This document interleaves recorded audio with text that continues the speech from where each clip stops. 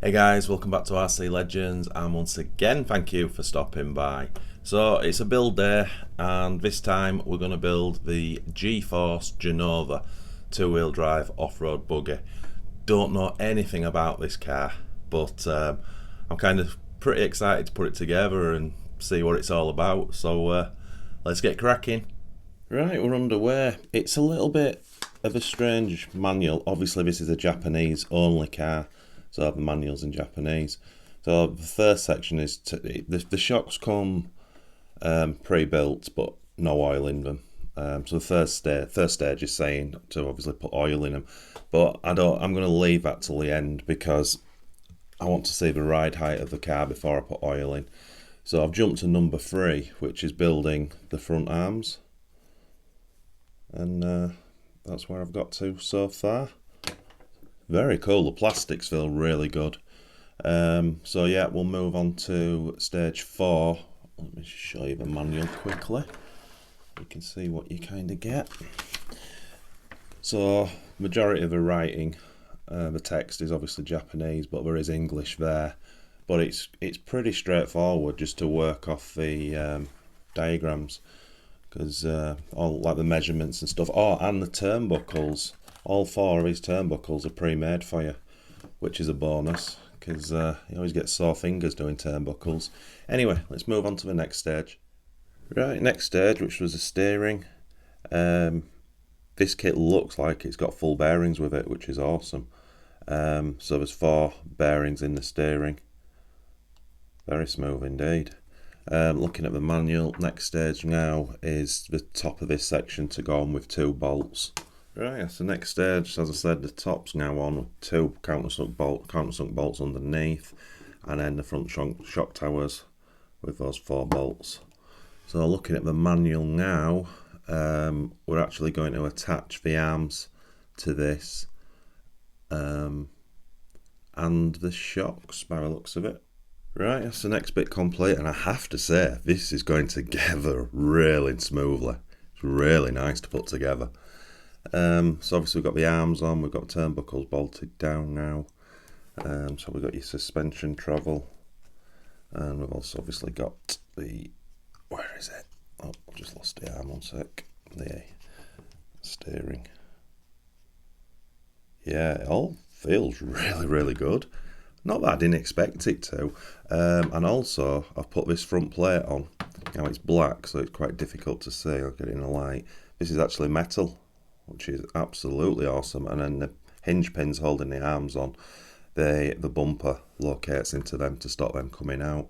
So just looking at the instructions now, it is the front bumper, but also to put the front shocks on, and also the bearings in the hubs, and the front axles. Right, that's the front end finished. So obviously shocks are on. I've not tightened them up because there's no oil in them, and I might be putting internal spacers in. We'll know at the end. So yeah, 2 bearings in the hubs, 12mm hex, which clips on. It's a really nice sort of clip-on fit. And the front bumper's now on, which is holding those hinge pins in. You can see the steering and the suspension, although it starts there. My word, I have to say this is an incredibly nice build, honestly. Not just saying it, it just goes together so well. Right, so that is the front end. So now we've got to dig the chassis out. Looks like it's got a battery strap that we've got to fold into the chassis somehow. And then the next stage is putting these little components on, and then it looks like quite simply the front end just bolts on. Right, so I was going to say what stage we're up to, but it's a little bit pointless. So yes, the next stage we're on was the chassis. So we've fed this your battery strap. Oh god, that's good Velcro. Jeez. So yeah, you get the idea. Slack and battery slides, some foam under there now, and then just pull that tight across your battery. We've also put, it's got like a little sealed receiver box, got a lid. Probably won't use that when I come to run it, but I thought it's only 2 bolts. And then there's a little grommet you get this little rubber grommet which is supposed to feed into there, and obviously your antenna comes out of there. But I'm going to leave that until winter's gone and we're going to run it. And then we've put the rear hinge pin mount in up there, and then this this top plate.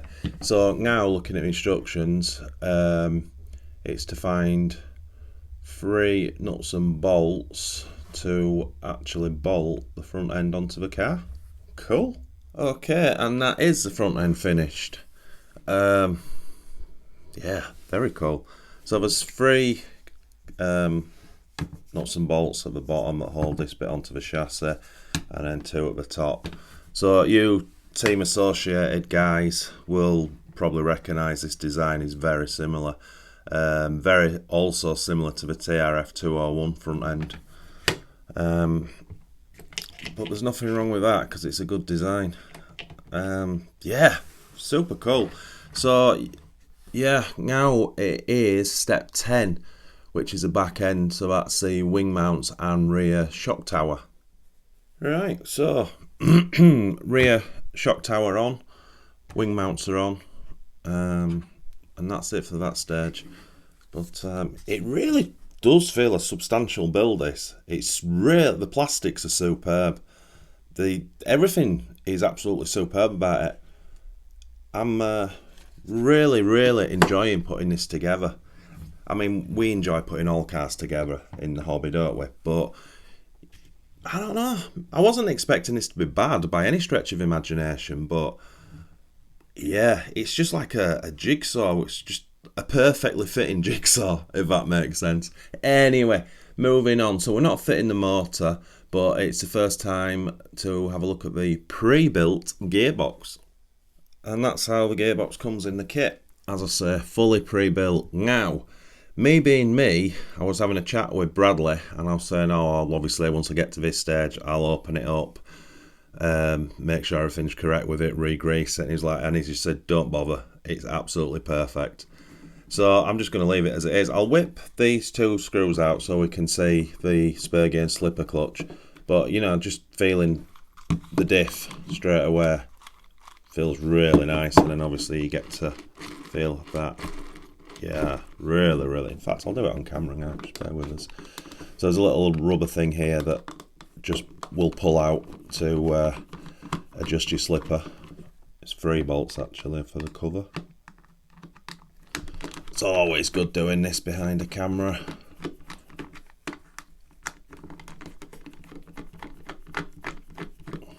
Right. Yeah, there we have it. Slipper clutch. Very cool indeed. Look at that. This is a nice thing. This is a very nice thing. Yeah, I'm impressed. Right, I'll put that back together, and then just looking at the instructions, it actually is just, yeah, the rear box getting bolted onto the chassis. Right, that's the rear gearbox on. 2 bolts underneath, 2 bolts in the middle down there.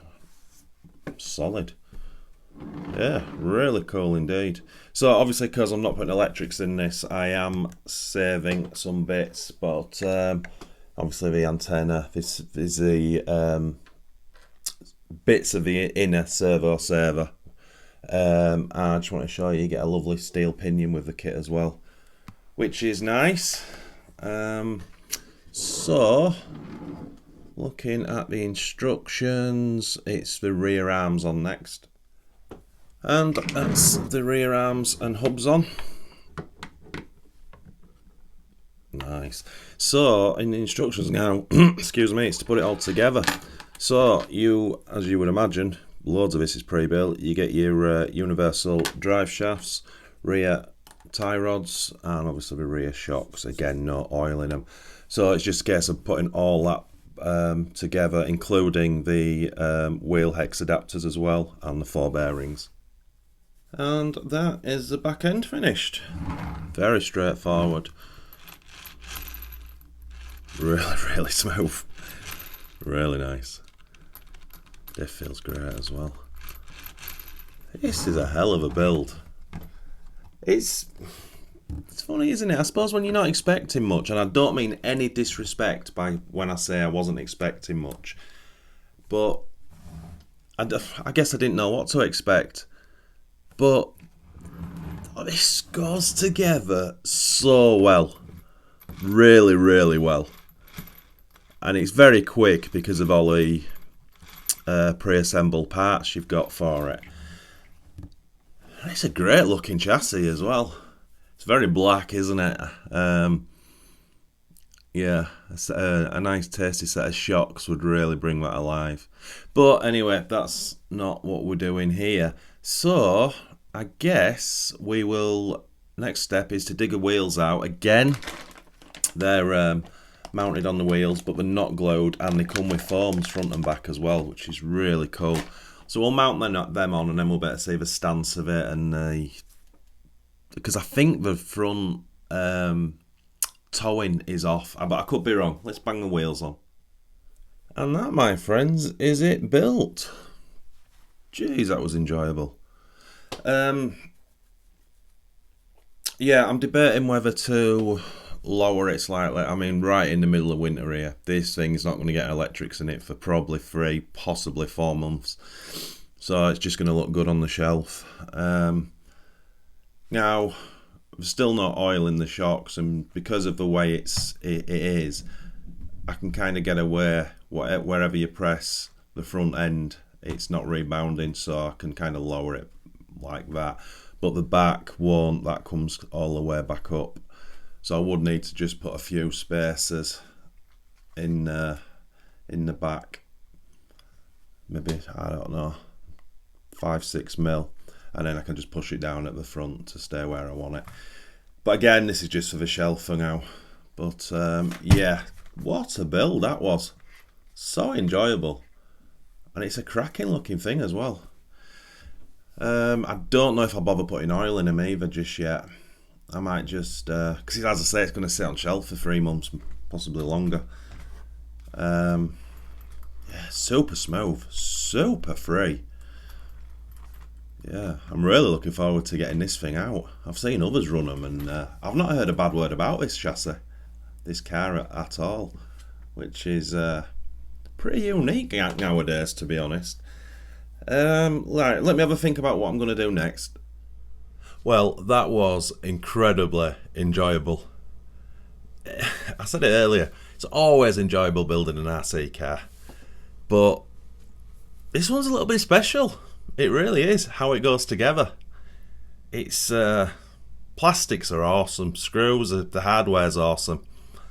It just goes together really well and feels really substantial when it's finished.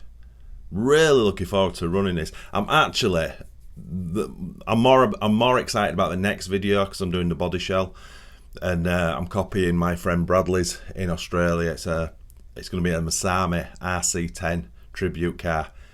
This is going to look amazing. I'm dyeing the wheels pink, PS17 metallic green paint, and the gorgeous Masami RC10 livery. It's going to look absolutely class. You'll see that video soon. Yeah, that was super enjoyable. Loved it.